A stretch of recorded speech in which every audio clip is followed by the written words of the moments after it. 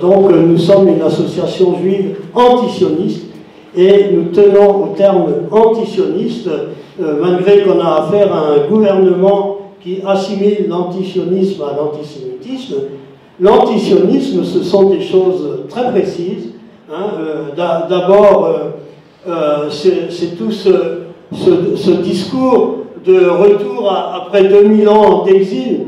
C'est une véritable escroquerie politique pour justifier une conquête coloniale, parce que, bien évidemment, nous savons que la plupart des Juifs qui sont en Israël ou qui vont en Israël sont issus de conversion, et puis ceux qui ont le plus de chances de remonter au peuple hébreu, finalement, ce sont les Palestiniens eux-mêmes, parce que la plupart d'entre eux sont là depuis longtemps. Voilà. Deuxième point, le sionisme repose sur un chantage permanent à l'antisémitisme. Vous n'êtes pas d'accord avec Israël, eh ben, c'est que vous êtes antisémite. Voilà, c'est un deuxième point.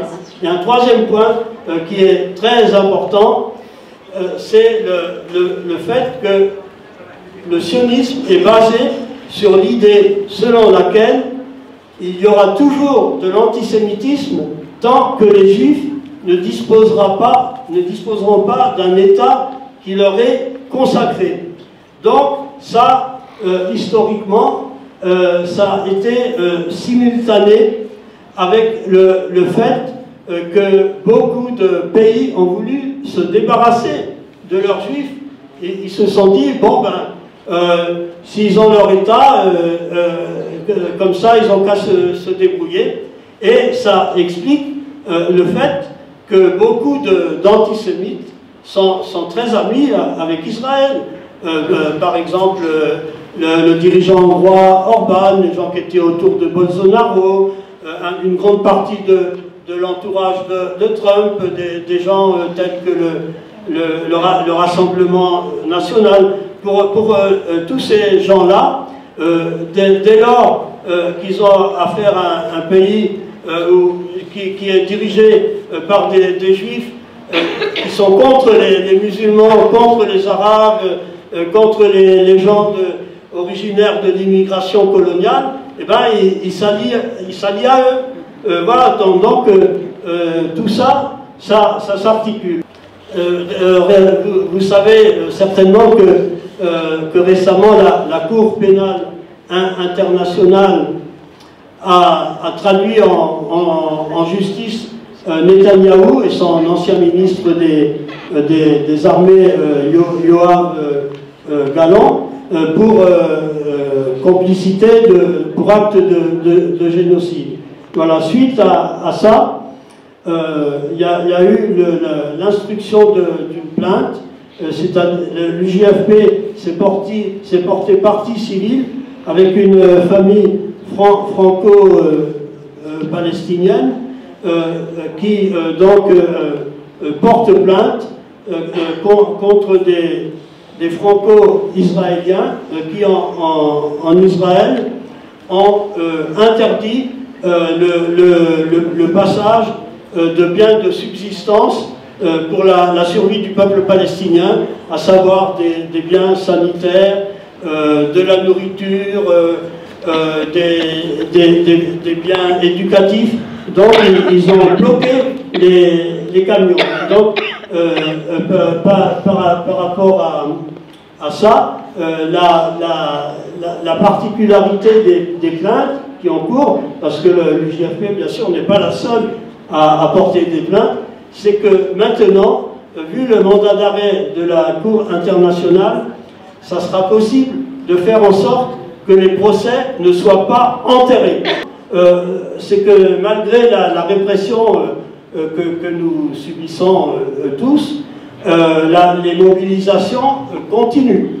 Par exemple, il y a de très fortes et courageuses mobilisations de la jeunesse à travers le monde. Et bien entendu, vous avez pu voir que les médias n'en parlent pas beaucoup. Et il y a aussi, dans la population juive, il y a une grande partie des juifs, fort heureusement, qui commencent à s'interroger, même s'ils ne deviennent pas tout à coup tous antisionistes. Ils s'interrogent, ils prennent leur distance par rapport au régime israélien, ils condamnent la colonisation, et aussi, il y a aussi de plus en plus de juifs aussi qui deviennent antisionistes. Par exemple, à l'UJFP, nos effectifs ont tendance à grandir, et puis dans d'autres pays aussi, particulièrement aux États-Unis. Ça peut paraître paradoxal, mais aux États-Unis, il y a une forte opposition juive qui s'est beaucoup manifestée, bien sûr plus facilement avant l'élection de Trump, mais maintenant elle continue à se mobiliser, notamment dans les grandes villes des États-Unis.